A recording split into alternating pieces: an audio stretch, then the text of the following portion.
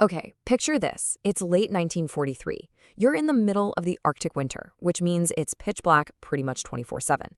And out there on the icy water, a battle is about to unfold that's going to completely rewrite the rules of naval warfare.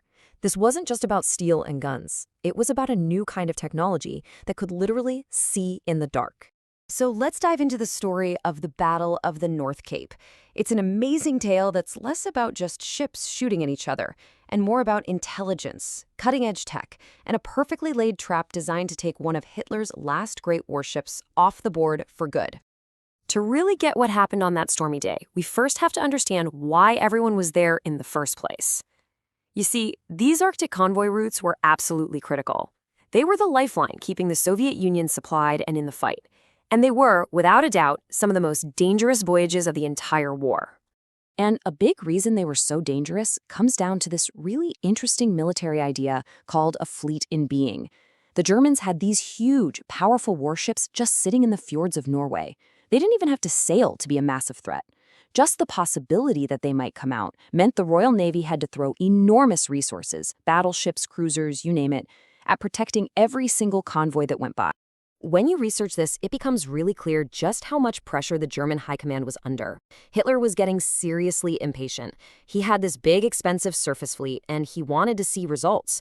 Well, after the famous battleship Tirpitz was crippled by British mini-subs, all of that pressure, all of that focus fell on one ship, the Battlecruiser Scharnhorst. She was the last big gun they had left in the area. Okay, so this is where the story takes a fascinating turn. The British Admiralty decided they were tired of just playing defense. They didn't want to just protect the next convoy. They wanted to turn the tables. They were going to use the convoy as bait to draw the Scharnhorst out into a fight and hopefully finish it off for good. So let's break down the two heavy hitters here. You've got the German Scharnhorst, a fast raider, built for speed.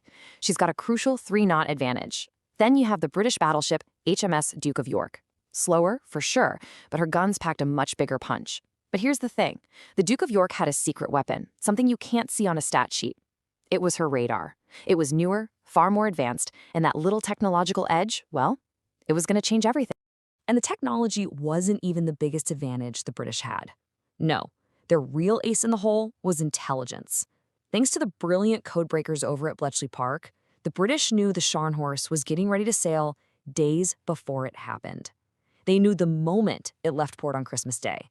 So the British commander, Admiral Fraser, wasn't just escorting a convoy. He was conducting an orchestra, setting the stage for a perfect ambush. All right, so let's jump to the morning of December 26th.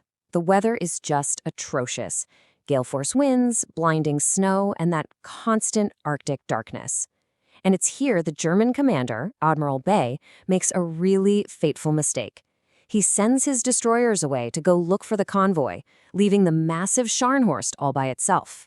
Then, just after 9 in the morning, the British cruisers find her.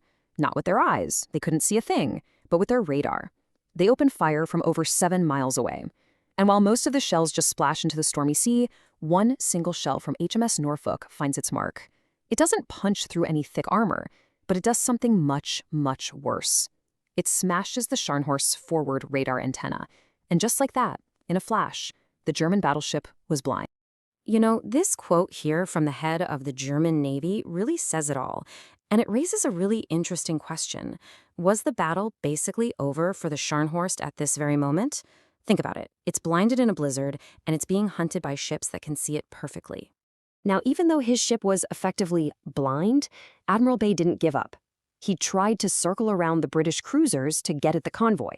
But the thing is, the British commanders were anticipating his every move, and all the while, as the Scharnhorst turned south to head back to Norway, it had absolutely no idea it was sailing straight into the jaws of Admiral Fraser's much more powerful force. The trap was closing. And here's the crucial point. At about 4:15 that afternoon, the Duke of York's advanced radar gets a ping. It's the Scharnhorst, from an absolutely staggering 45,500 yards away. That's more than 22 nautical miles. The German ship is completely oblivious, just steaming along while the British battleship is tracking its every move, closing in for the kill. After they engaged, the two ships got into this furious gun battle, and for a minute, because of its speed advantage, it actually looked like the Scharnhorst might get away. But then at 6:20 p.m. came the 1,000,000-to-1 shot. A single 14-inch shell, fired from miles away in the dark, arcs through the sky, plunges through the ship's armor, and detonates in the #1 boiler room.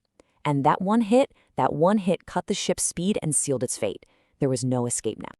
Knowing his ship was doomed, Admiral Bay sent one last, defiant message back to headquarters.